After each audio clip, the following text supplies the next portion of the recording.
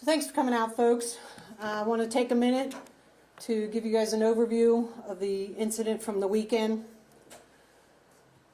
First of all, I think it's very important that everybody understands we had well over 150,000 people in the downtown area this weekend.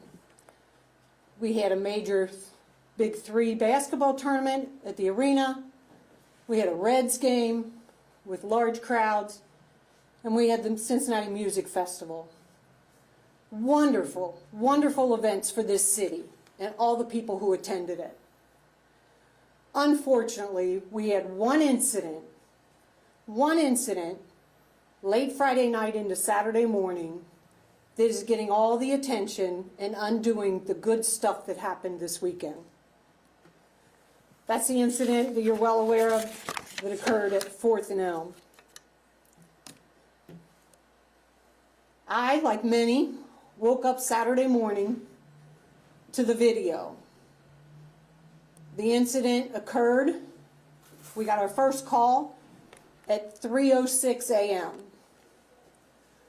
First officers were on the scene at 3:12 a.m.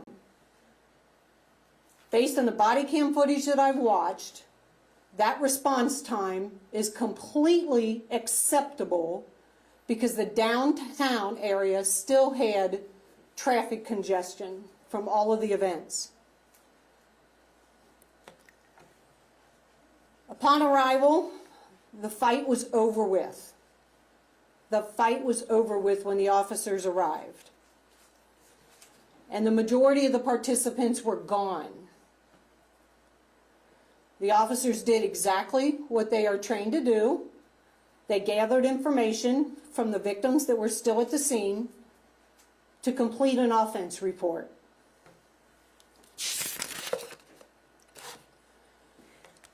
I will tell you, at this time, we have victims and suspects identified, and we have charged 5 people in this offense. I'm not going to release that information to you. I will say, if individuals were down there and participated in this event, it would be in their best interest to come turn themselves in at one of our police districts. We have 5 we have charged and anticipate more. Let me be clear. Anyone who put their hands on another individual during this incident in an attempt to cause harm will face consequences. I don't care which side of the incident or the fight they were on. If they place their hands on somebody in an attempt to cause harm, that is unacceptable. This is still an open investigation, and all potential charges are being investigated for everyone involved. All investigative tools and techniques are on the table, including, were some of these individuals overserved at some local establishments? It is clear to us that alcohol played a part, a significant part, in this incident. I want to thank every citizen who has come forward and provided us with information. Some of those tips have led to the charges being signed. However, for us to have 100 or so people down there involved in and or watching this event, recording with their cell phones, and for us to get only 1 phone call of this incident is unacceptable in this city. 1 person did the right thing and called 911. Another point I want to make about this, you have heard me for over a year now talk about holding our juveniles in this city accountable for their behavior and trying to hold their parents accountable for knowing how their kids are behaving. What should we expect from our youth if this is the kind of adult behavior that is setting an example for them? That is unacceptable by the adults in our community. Unacceptable. Another topic I want to cover real quick. Social media and journalism and the role it plays in this incident. And yes, guys, that's you. That is you. Social media, the post that we've seen, does not depict the entire incident. That is one version of what occurred.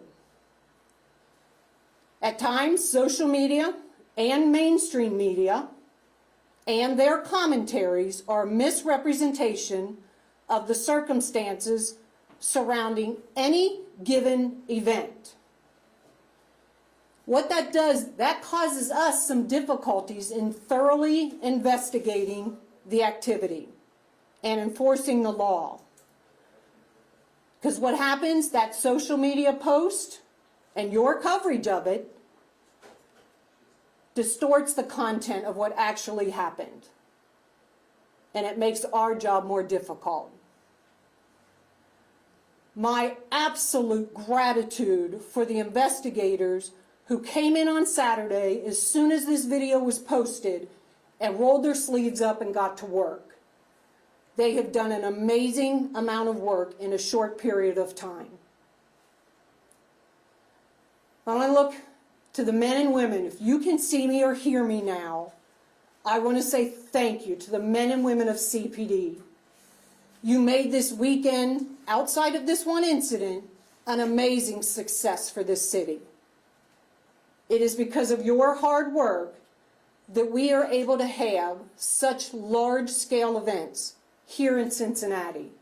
And we will continue to do that because of the work that the police do all of the time for this city. To the men and women, if nobody else has told you today, thank you. Thank you for stepping up no matter what is being said about our city, our leadership, our department. I say thank you to every man and woman, civilian and sworn, on this department. Your work does not go unnoticed. Thank you.